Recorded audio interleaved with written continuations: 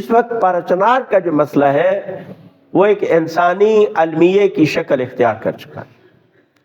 آپ دیکھیں کہ 70 دن سے زیادہ وہاں پہ راستے بند ہیں، اور آپ دیکھیں سردی کا موسم ہے، غذا کی وہاں قلت ہے، باہر سے کچھ نہیں جا رہا، حتیٰ کہہ رہے لکڑی بھی باہر سے آتی تھی، اب لکڑی بھی نہیں ہے وہاں پہ، یعنی حرارت کا، ہیٹنگ کا کوئی سسٹم نہیں ہے، حتیٰ ہسپتال کے اندر بھی جو بچے نمونیا کی مرض میں یا اس میں مبتلا ہے ان کے لیے بھی کوئی ہیٹنگ کا سسٹم نہیں ہے، گھروں میں بھی نہیں ہے۔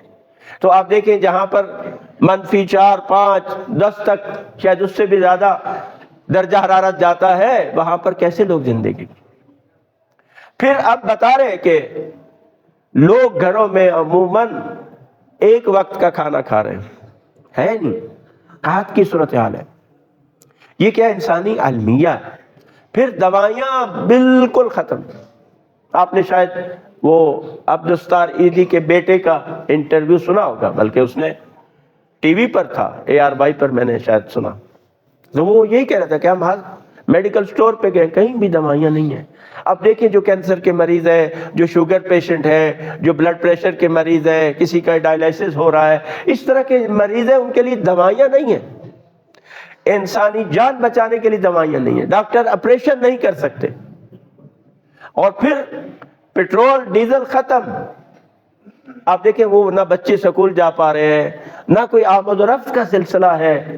پھر بہت سارے بچوں جن کی باہر یا افراد ہیں، نوکریاں ہیں، حتیٰ ملک سے باہر جو آئے تھے لوگ، اب بیچارے وہ واپس نہیں جا رہے، ان کے ویزے ایکسپائر ہو رہے، یعنی اتنے مسائل ہیں، اور اس سے پیسہ نہیں ہے کہ لوگ وہاں کے پیسوں کے ذریعے کوئی چیز خرید سکے، کیونکہ بینکوں میں جو ان کے پاس پیسہ تھا وہ سب کیا ہے، ختم ہے، ATM بند ہے، اور جن افراد کی باہر سے ریمیٹنس آتی تھی اب کیا ہے کہ وہ بینک میں پیسے ہی نہیں ہیں، وہ کیا کر سکتے۔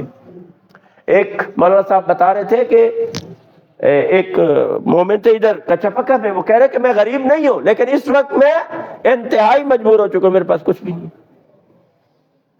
کیوں کہ ہے نہیں نا، کہاں سے نکالے؟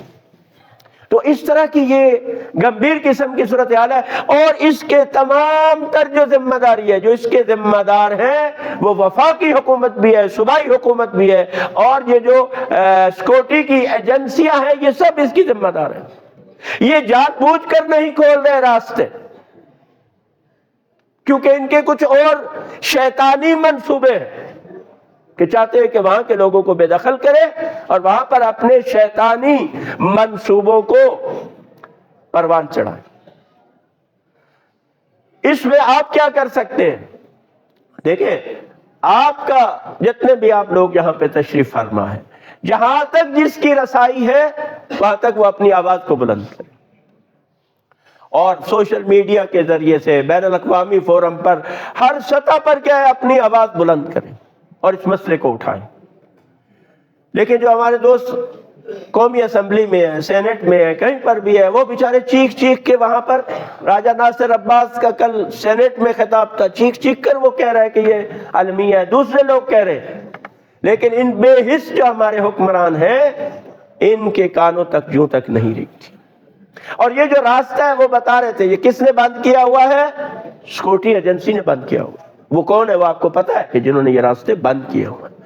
تو بہرحال ہم ان کی استقامت ہے، صبر ہے پارچنار کے مومنین کا، لوگوں کا، اور خداوند متعال سے ہم دعا کرتے ہیں کہ اللہ تعالیٰ جلد ان کی مشکلات کو حل فرمائے، اور انشاءاللہ تعالی یہ مشکلات بالآخر ختم ہو جائیں گی۔ لیکن اس کے جو نقصانات ہیں، لوگوں کے، نوجوانوں کے ذہنوں پر جو اس کے اثرات ہیں، یعنی اس کے ملک سے محبت اس سے پیدا ہوگی یا اس سے نفرت پیدا ہوگی لوگوں کے دلوں میں؟